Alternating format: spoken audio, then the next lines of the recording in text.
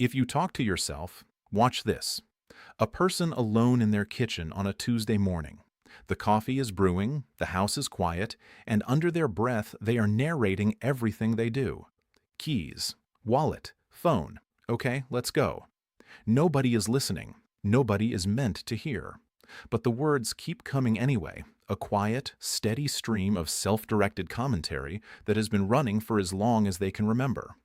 Most people who do this have never stopped to ask why. It feels too ordinary to question, too automatic to examine. But psychology has a great deal to say about what is actually happening in those moments, and the answers reveal something surprising about the nature of human intelligence, emotional regulation, and the way the mind organizes itself under pressure. Talking to oneself is one of the most common human behaviors that nobody openly admits to. Studies suggest the vast majority of people engage in some form of self-directed speech throughout their daily lives. Yet it carries a quiet stigma. People lower their voices when they realize someone is nearby. They laugh it off with a joke about going crazy. The cultural assumption is that talking to yourself is at best a harmless quirk and at worst an early sign of something concerning. Psychology disagrees with this assumption entirely. The research on self-directed speech points in the opposite direction. People who talk to themselves are not losing their grip on reality. In many cases, they are demonstrating a particularly sophisticated relationship with their own minds. To understand why people talk to themselves, it helps to understand what language actually does inside the human brain. Language is not just a tool for communicating with others, it is also a tool for organizing thought. When a person puts their internal experience into words, something significant happens neurologically. The act of verbalization activates the prefrontal cortex, the part of the brain responsible for planning, decision-making, and emotional regulation. Speaking a thought aloud, even to no one, forces the mind to structure that thought more clearly than it would exist in purely abstract form. A vague anxiety becomes a named concern. A scattered plan becomes a sequence of steps. The words do not just describe the mental state, they shape it. There is a woman named Sarah who works as a primary school teacher in a mid-sized city. She has talked to herself for as long as she can remember. During lessons, she mutters quietly through complex problems before explaining them to her students. At home, she narrates her evening routine like a broadcaster covering a very uneventful sporting event. Her partner finds it endearing. Her students have never noticed. She describes it simply as thinking out loud.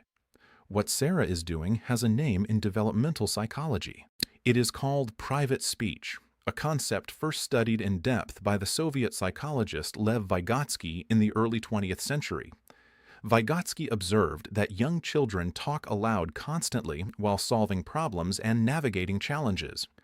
He argued that this external speech gradually becomes internalized as children mature, transforming into the silent inner voice that adults experience as thought. But for many people, and particularly in moments of stress, difficulty, or intense focus, that speech returns to the surface. The internal becomes external again. The thought becomes audible. What triggers this return to spoken self-talk is itself revealing. People are far more likely to talk to themselves when facing a challenging task, when they are emotionally overwhelmed, when they are trying to remember something important, or when they are working through a difficult decision. The behavior clusters around moments of cognitive demand. This is not coincidence. Research conducted across multiple universities has consistently found that self-directed speech improves performance on complex tasks. People who verbalize their steps while solving problems make fewer errors. People who talk themselves through an emotionally difficult situation regulate their feelings more effectively than those who remain silent. The voice is not a symptom of confusion, it is a tool for managing it. Consider a man named David who is a software engineer living alone in a city far from where he grew up. He moved for work at 24 and spent his first year largely in isolation, building a life from scratch with very few social connections. During that period, he noticed his self-talk increasing significantly. He began having full conversations with himself about his day, his decisions, his plans. He worried briefly that it meant something was wrong, but he also noticed that these conversations helped him. They gave structure to days that otherwise felt shapeless. They provided a kind of companionship in an environment that offered very little. What David experienced reflects something well documented in psychological research on loneliness and social connection. Self-directed speech can function as a form of self-companionship. The brain, which is fundamentally a social organ shaped by millions of years of living in groups, seeks interaction even when no interaction is available. Talking to oneself partially satisfies this need.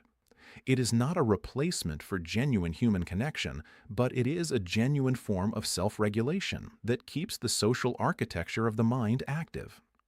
The specific way people talk to themselves also tells psychologists a great deal about their inner emotional lives. Most people use first-person language in their self-talk. I need to calm down. I forgot again. I cannot believe I said that. But research led by psychologist Ethan Kross at the University of Michigan found something striking. People who shift to second or third-person self-talk during moments of stress, who say, "You need to calm down," or use their own name, "David, just breathe," show significantly better emotional regulation outcomes. The slight psychological distance created by referring to oneself as another person activates a more objective, less reactive mode of processing. It is a tiny linguistic shift that produces a measurable change in how the brain handles difficult emotions. The implication is remarkable. The way you talk to yourself is not just a reflection of how you feel, it actively determines how you feel. This connects to a broader phenomenon that therapists and researchers call innerspeech quality. Not all self-talk is equal. The content, tone, and structure of what people say to themselves has a profound impact on mental health outcomes. A person whose inner voice is primarily critical, whose self-directed speech is dominated by self-blame, catastrophizing, and harsh judgment, is not simply narrating their experience. They are actively shaping it in a damaging direction.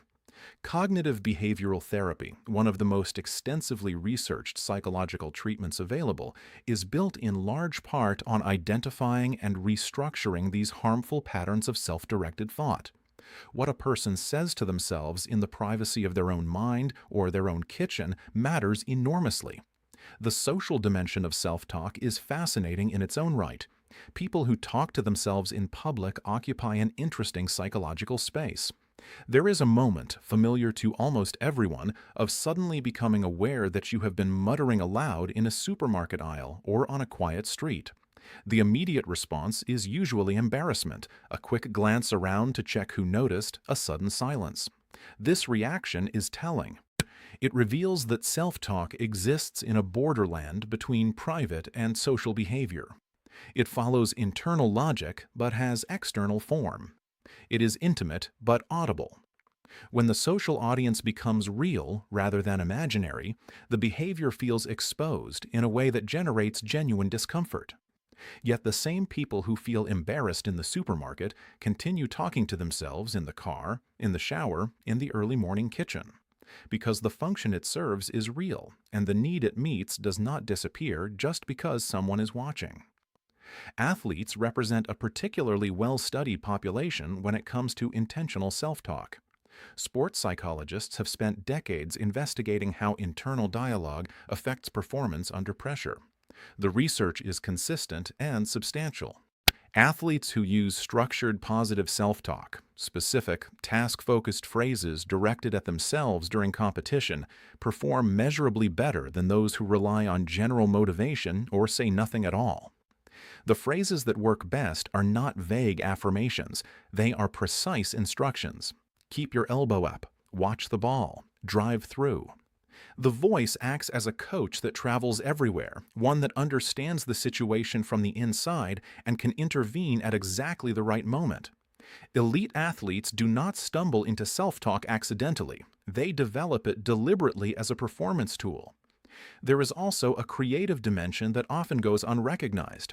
Many writers, artists, musicians, and other creative people describe talking through their work aloud as an essential part of their process. the painter who narrates what is wrong with a composition, the writer who reads sentences aloud to hear whether they land, the musician who talks through a chord progression before committing it to paper.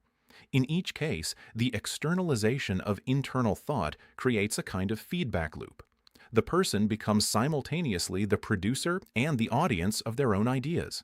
This dual perspective, thinking and then hearing one's own thinking, allows for a quality of self-evaluation that purely internal processing sometimes cannot achieve. The voice creates distance. Distance creates clarity. What the research ultimately reveals is that talking to yourself is not a failure of social functioning. It is not a sign of instability or eccentricity. It is a sophisticated cognitive strategy that the human mind developed precisely because it works. It organizes thought, regulates emotion, improves performance, provides companionship, and creates the kind of reflective distance that leads to better decisions. The people who talk to themselves are not doing something strange. They are doing something deeply human. They are using the most powerful tool available to them, language, not just to connect with the world around them, but to understand the world within them. The next time someone catches themselves narrating their grocery list or talking through a difficult decision in an empty room, the instinct might be to go quiet and feel slightly foolish. But perhaps a more accurate response would be to recognize what is actually happening. A mind is working. A person is thinking out loud, and the voice they are using to do it is the same voice that has helped human beings navigate complexity, manage emotion, and make sense of their lives since language itself began.